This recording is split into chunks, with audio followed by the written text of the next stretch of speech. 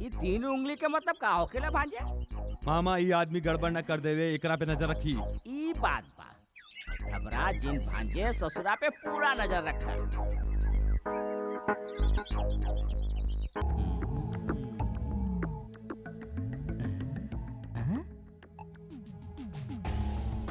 अरे दैया रे दैया, तीन गो उंगली के मतलब बा इश्क और मोहब्बत। ये तो बहुत खतरनाक बात बा भाई।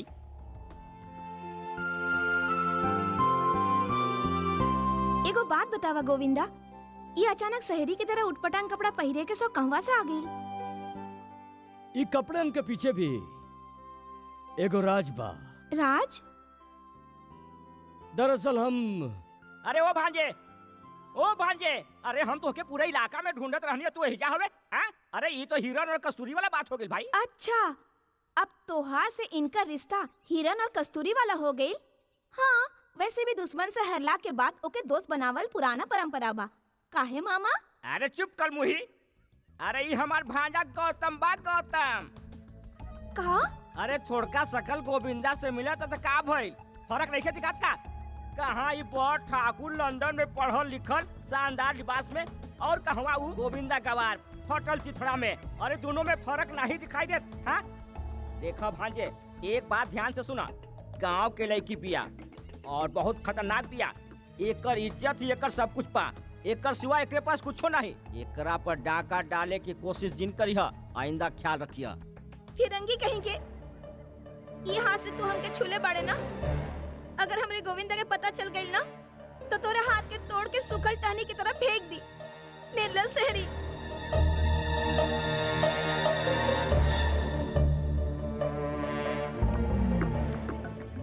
एगो बात याद रखिए मामा, दोबारा हमरी जिंदगी में गड़बड़ करे के कोशिश कैले तो हमरो नाम गोविंदा बा। महाभारत करावे में कौनो कोर कसर नहीं छोड़ा।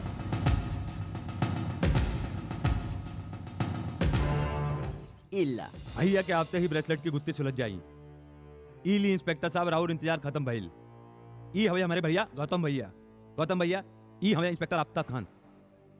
पुलिस वालन के नाम से भी जानेला सागर। सफर में लोग अजनबी के भी नाम जान जालन।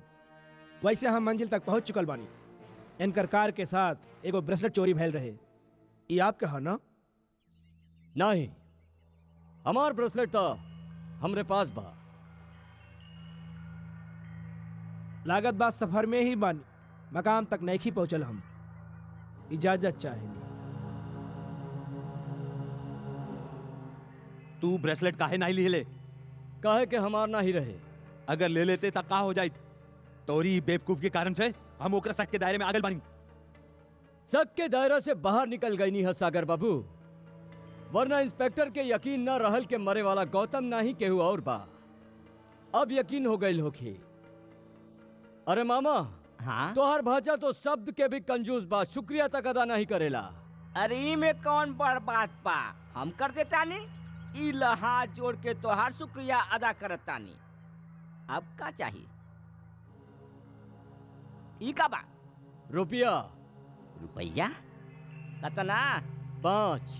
5? अरे ई में कौन बड़ बात था? बीड़ी पिए खातिर? ई 2 2 4 5 इला 5 लाख। 5 लाख रुपया? वो काहे खातिर भैया? गांव में तालाब खुदवावे के बाद रकम काल सुबह तक चाहिए। समझ गए ना मामा? मामा, ई गोविंदा तक कुछ ज्यादा ही ट्रेंड हो गए बा। हेलो, सागर साहब बानी? हम बैंक मैनेजर सम्मी खान बोला तानी। का कह रहल हो? अरे भांजे गजब हो गई। अरे गोविंदा बैंक से 5 लाख रुपया निकाल लिलस। कैसे? अरे कैसे? अरे चेकवा पर दस्तखत करके। और कैसे? हम ही तो के दस्तखत मारे सिखौले रही ना। हमरे शागिर्द होके हमनिए के पढ़ावा शुरू कर देलस। भांजे हमके तो लागत बा कि दिमाग बन के चाट चाट के वो हमनिए के खोखला कर दी। मामा, हम लकड़ी रही ई खातिर उ दीमक बन गई। अब हमके लोहा जैसन सख्त बने के पड़ी।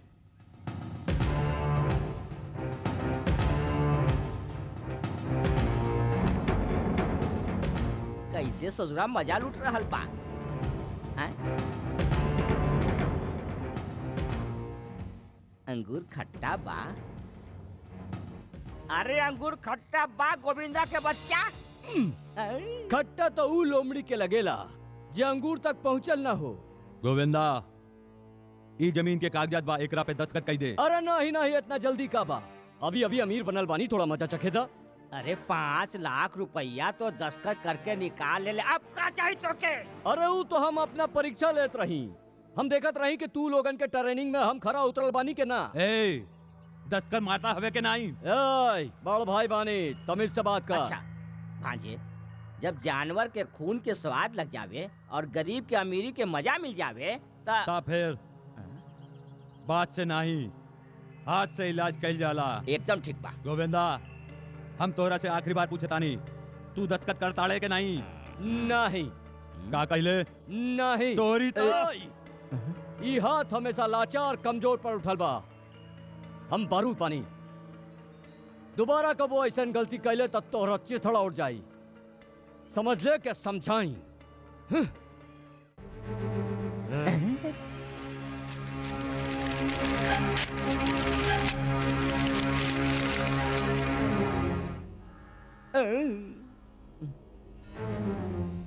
राख होके बारूद के बात करता ससुरा। मामा ई बम के बेकार कइल बहुत जरूरी बा।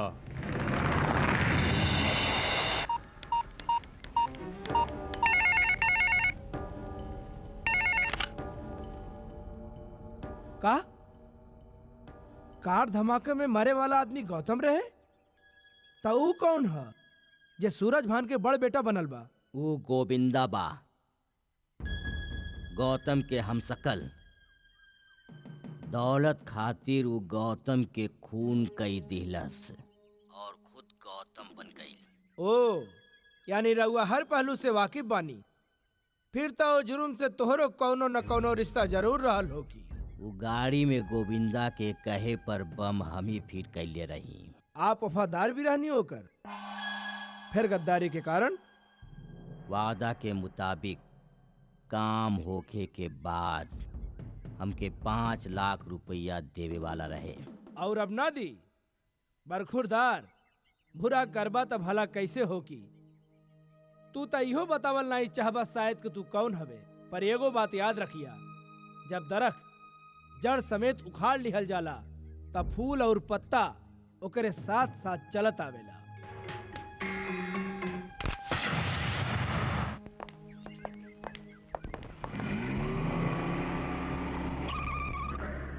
इंस्पेक्टर साहब, ई का हो रहल बा? अरे गौतम भैया के हाथ में हथकड़ी पहनाम नहीं आपने? हथकड़ियां अमूमन मुजरिम के ही पहनावल जाला। ये गौतम के कातिल गोविंदा है। अरे गोविंदा? बाप, गौतम भैया के कत्ल हो गई? ई कौनो दूसरा आदमी होके हो इंस्पेक्टर? तभी तो हम कही मामा, कुछ दिन से हमके ऐसा लग रहल बा कि जे भाई हमरा से लंदन से यहाँ मिले आइल बा, ऊ हमरे पास रह के भी हमरा से दूर काहे रहेला? मामा जी तो के याद बा वो दिन गौतम भैया के ब्रेसलेट चोरी हो गई और वही दिन ये आदमी वही ब्रेसलेट लेके यहाँ आयल रहे। मतलब प्लान के मुताबिक ये गौतम भैया के मर्डर कैले बा।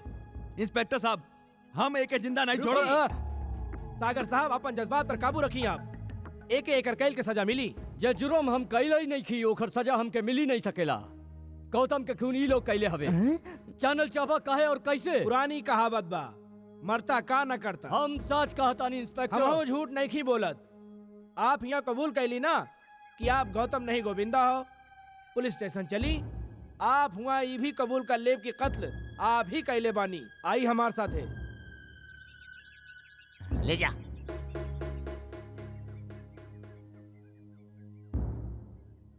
हमनी के गौतम के खून हो गई।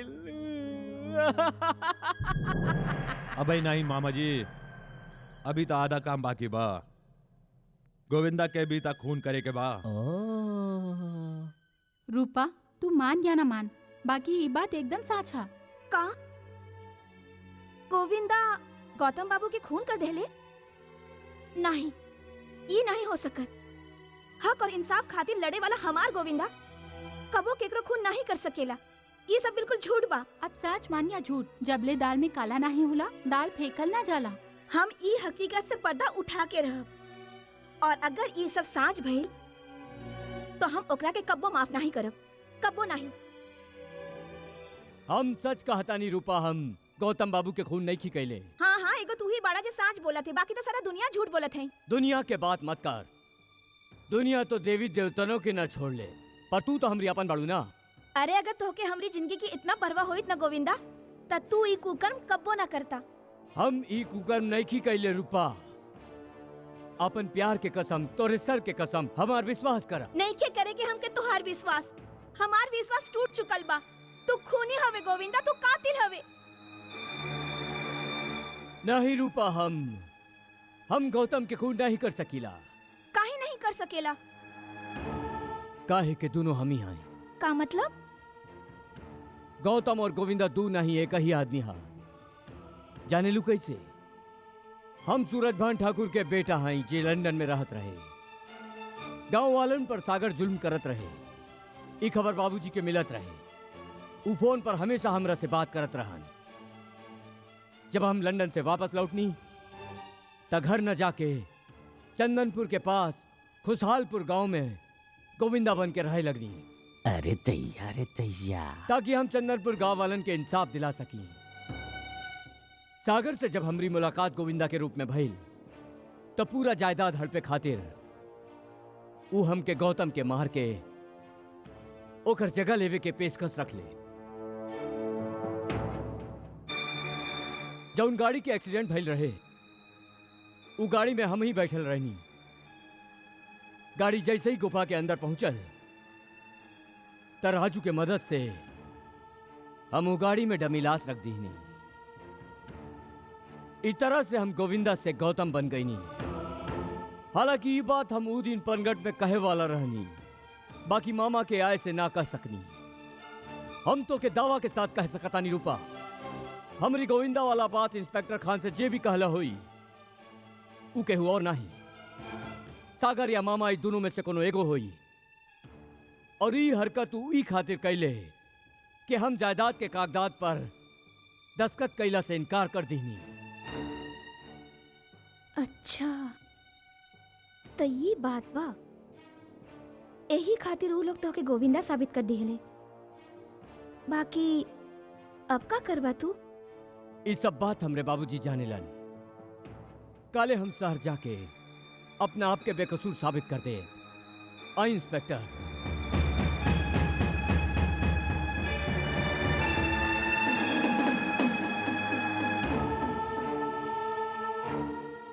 बाबूजी, बाबूजी, बाबूजी,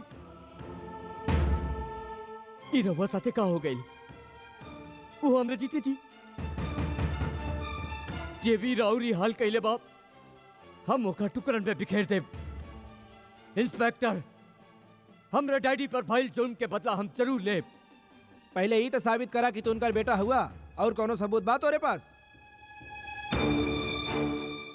हाँ बा, हमार घोड़ा जे हमको जरूर पहचानी।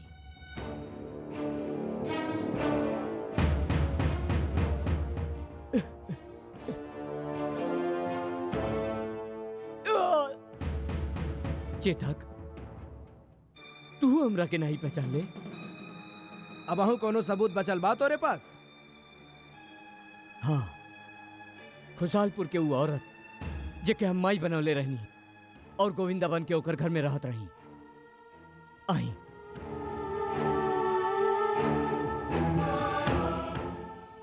आई माही, देखी ये लोग हमरी का हालत कैले हाँ। जेकरा के तू फरिश्ता समझत रहलू ओके ये लोग मुजरिम बना देले हवे। तू इनका के बता दे माही कि हम इंसान से प्यार करेनी, इंसानियत के पुजारी बानी, दौलत के ना आई। इनके हमारा असलियत बता दे माई, और यहो बता दे कि हम गोविंदा ना ही गौतम बानी। माफ करिए हा बिटवा, हम तो के नहीं जानेली। केहू बच्चा कौन औरत के माई कह देला तो ओकरा ममता फूट पड़ेला। तू तो हमको बेटा कहत रहलू, माई के प्यार देत रहलू। आज ही बेटा पर मुसीबत के पहाड़ टूट पड़ल और तू ओकरा के पहचाने से इनकार करता रू।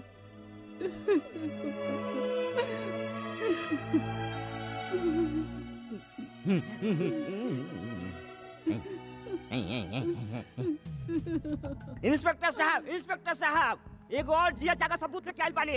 अरे कतको इनकार कर दे पर सच्चाई से नहीं बच सकेला। अरे कलयुग ही सही, बाकी सच्चाई अब वही जिंदा बा, वरना ई राक्षस आदमी हम जैसा सच्चा इंसान के बंटा धार करते। ई वही सोनार बा जेकरा से नकली ब्रेसलेट बनौले रहे।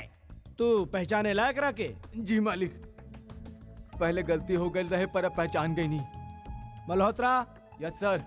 इनकर बयान नोट करा। ओके सर। जा भैया तू बयान दे। हाँ तो गोविंदा साहब, पतवार के तलाश में तो आप बहते जात हुआ या अब अहियों किनारा के उम्मीद बा? हाय हाय अभी का बोली? अरे तो नौटंकी कर रहल बा।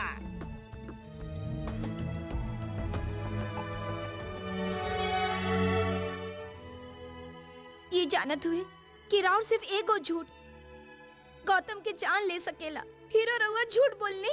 हम मजबूर रही बिटिया। जे ये मजबूरी तोहरी आदत बा, तो ये मजबूरी सांच बोले खातिर काहे नहीं? का वो गोविंदा बन के आपन के घर में ना रहत रहे?